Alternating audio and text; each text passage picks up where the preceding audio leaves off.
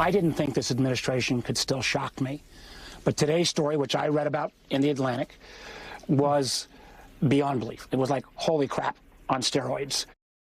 Holy crap on steroids. That's how National Security veteran Senator Warner explained his reaction to Rachel Maddow when we first had that signal breach. I'm joined now by MSNBC contributor Professor Jason Johnson and Sabrina Singh, a veteran of the Biden campaign who served as Pentagon Deputy Press Secretary.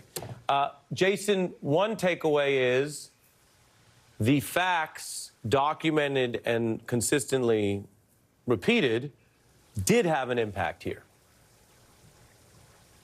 They did, and it's something that I think a lot of people are surprised. There are so many different mistakes we've seen, strange people we've seen move into this administration, Kash Patel, Tulsi Gabbard.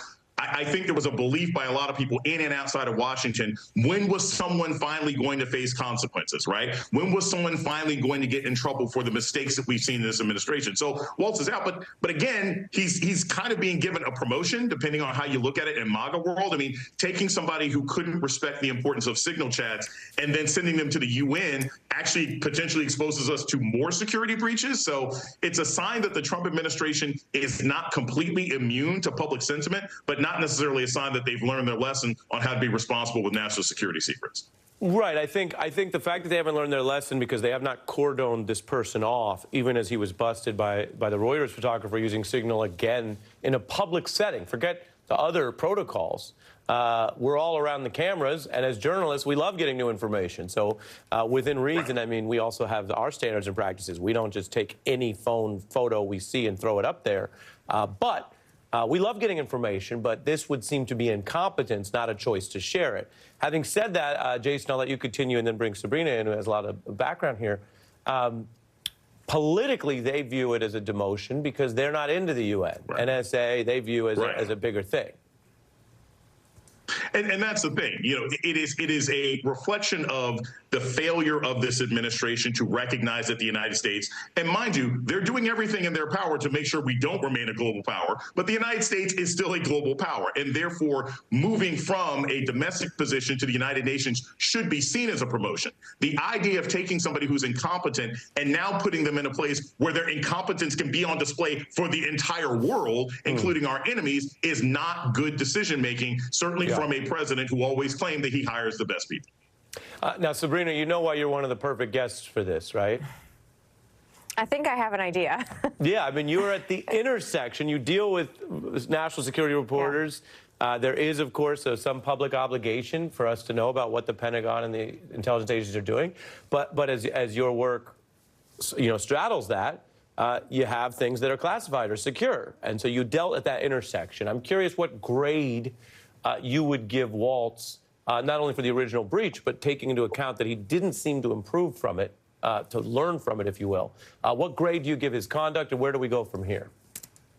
Well, look, I'm certainly not a professor here, but I think there was already room for improvement, and Mike Walls already showed that he failed at that. I mean, starting that signal thread, adding the reporter, of course, that is problem one. But I think even though Mike Walls has now been fired and moved out of his position, or maybe promoted in some way into the UN, the person that really committed the crime here was Pete Hegseth. I mean, you have to remember that it was Hegseth who put classified information about a military operation that hadn't started into that chat. So even though they're rearranging, the pawns on the deck here, Mike Walls still hasn't been held accountable. Pete Hegseth still hasn't been accountable. And at the end of the day, the moving and the chaos that Donald Trump has injected into the system, the national security system, a system that relies on steady leadership, that really sends a message to our adversaries and to our partners and allies in around the world that there is chaos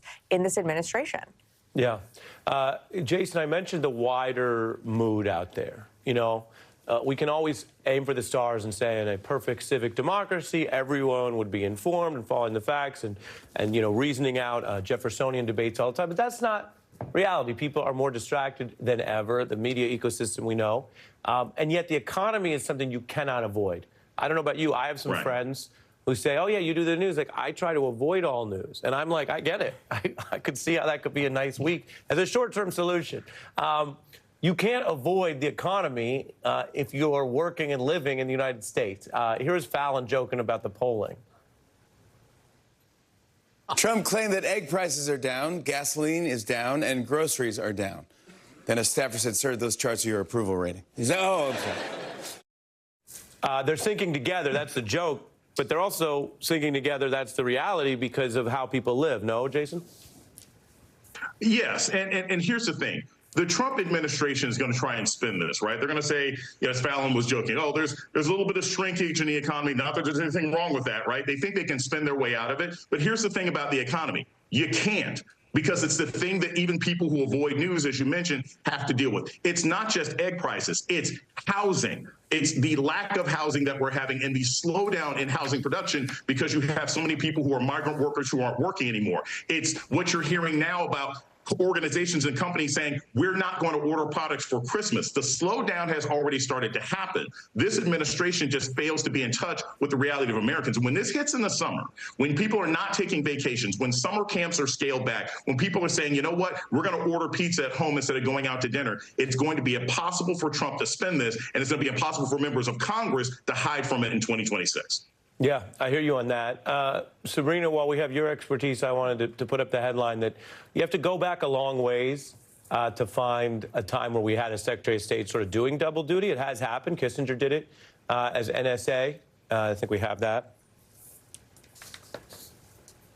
Yeah, it notes Rubio will hold both positions, something no officer has done simultaneously since Kissinger, which he did under Nixon and Ford. And he was let's just say he was a expansive type of diplomat. But that was more of his power grab as well. If you look at history here, it seems more like just, hey, we had a spot open. Do you have any thoughts on that structure, whether Rubio wants it or is up to it? Is that a good idea on the policy side? Well, I mean, he's not just doing double duty. He's not just acting as the National Security Advisor and Secretary of State. He's also the administrator for USAID that they've now completely disbanded. So he has a lot of responsibility on his plate. That is not those three jobs are usually represented by three different individuals. I think what matters is how long is this going to be an interim position for Marco Rubio? It's not sustainable for someone to have that position for an extended period of time. It's just the world events just don't allow for that. And to have the National Security Advisor, that person is with the president pretty much at all times and traveling with the president. The Secretary of State has that ability to be abroad and away from the administration and engaging on parts of the administration's behalf because they're not tied to the president all the time. So I don't know how this balance is going to work. I think it's how long really Marco Rubio can occupy that interim position for. I would hope it's not for that long because at the end of the day, the Secretary of State position is so important and needs the full attention of that individual at all times. Yeah. Sabrina and Jason, on all the above, thank you.